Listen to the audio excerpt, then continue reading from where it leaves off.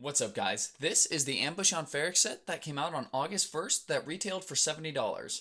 And like many other LEGO fans, I was a little skeptical on that price point for what you get. But after purchasing the set and having it all built together, and as you can see modifying it as well, it's absolutely worth the price. And in this video, I'm going to show you my overhauled interior of the Mobile Tac-Pod, and as well we're going to showcase some other mods that we did all around the rest of the set.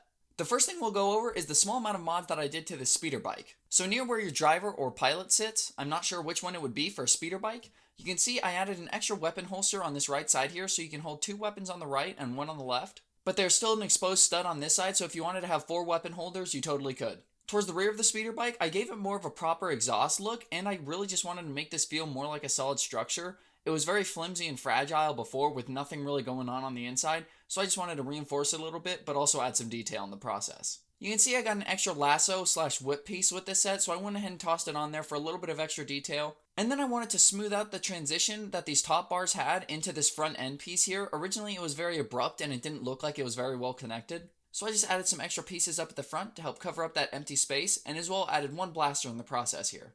Overall, I think it looks much better. It looks much cleaner, like everything's actually connected together.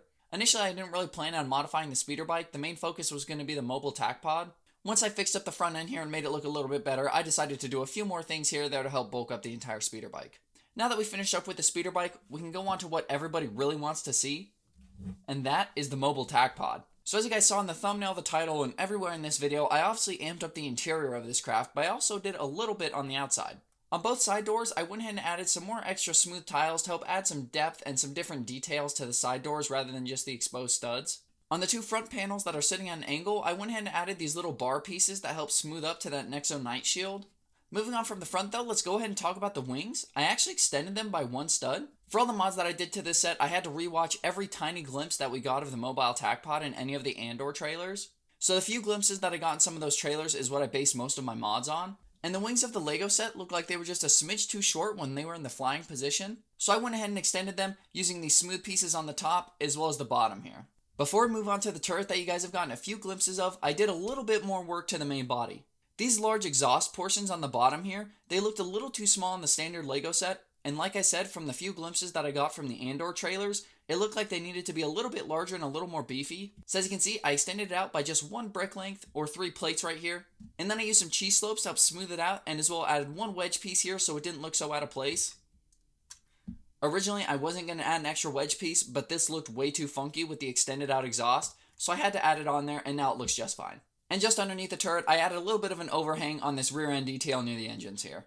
And now we can finally move on to the turret you guys have been looking at. So as you can see, it's a little bit different from the original set. The original set had a good enough turret, but I just wanted to upgrade it and make it look like it could do a little bit more damage. So I extended the barrel of the turret out using a whole bunch of miscellaneous black pieces, but then I kept that rifle suppressor end bit on there. I really like this piece, and I hope LEGO uses them more often so I have more in my collection. This is just the current design for the turret that I have on the set. I have actually had a few and fiddled with a few in the past that I was going to use for this video. So if you guys would like a YouTube short displaying different options you can use for your Ambush on Ferrix turret, let me know down below. I did actually keep the stud shooters on there. These specific stud shooter molds I don't think look bad. The circular ones I'm not a huge fan of. Even if I don't want to use these stud shooters and put any projectiles in them, they kind of look like some kind of intakes that could take energy or ions or whatever it has in Star Wars and then convert it into ammo for this main blaster here.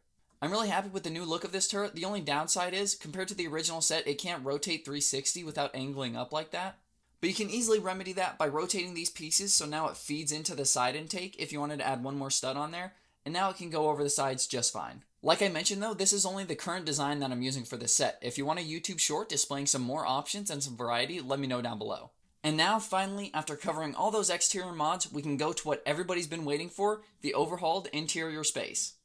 Now you aren't fooled by the thumbnail. I did expand this front interior space, but as well, with some heavy modification to the skeleton and the structure of this Mobile Tac-Pod, we've added a rear interior space as well. But let's go in order. Let's go ahead and start up front and look at what we did up here. So compared to the original set, the pilot seat is actually quite a bit different. I've moved around the control panels and added a little bit of detail in there. You can see both the chair and some of the control panels are offset by some jumpers and hanging over onto the bricks next to them. And you totally can push these control panels all the way even on 2 studs if you wanted to instead of jumpers, but then they're sitting ever so slightly underneath that front control panel, and to me that just wasn't my favorite. I wanted to make this cockpit look a little bit more spacious, but look properly furnished with some extra orange tan bricks on the side there. Nothing too heavy was really done to the front end. It was mainly just to make it a little bit more comfy, cozy, and look a little more official like an actual cockpit. The main portion of modifications was done to the main interior space for other troops. So originally on the set, you had 2 seats on either side, pushed right up against each other that could fit 4 minifigures on the interior space. But to me that was just a little bit too cramped, so after some heavy work on the inside, we've retained 2 of the seats, so 2 minifigures can still sit down, but now you have a whole lot more minifigure space in between and in front of the seats, and you could fit even more than the original set provided. And on top of all the minifigure space, you still have space for your storage container and fire extinguisher, but if you wanted to remove those to have even more space, you totally can. I'm really happy I was able to get more out of this interior space. Now the Lego set wasn't bad by any means. Being able to fit 1 pilot up front and then 4 minifigures in the rear is amazing for this small little craft. But I wanted my minifigures to have a little bit more breathing room so they didn't feel like they were cramped in there. Now I know some of you guys aren't going to be huge fans of me removing those seats. It's nice to have those minifigures studded in so you know they're going to stay. Well, to make up for that, I also wanted to add a rear interior space, and that's where those 2 seats have gone. So now you can get a better look at how I moved those 2 seats from up front to the rear. The unfortunate downside to having these 2 seats back here and needing space for both your minifigure arms on both sides for either seats is I had to remove the weapon clips that were on that door. But I didn't really see that as a downside, considering how many minifigures you can seat in the craft, and as well on the speeder bike and the speeder bike's weapon clips, you have more than enough space to put your weapons. And as well, if I didn't remove that, my minifigures wouldn't have space to put their arms, so then they wouldn't be able to sit down. It is a little unfortunate that we had to remove those weapon clips, but I feel like on the original set, this rear space was pretty wasted.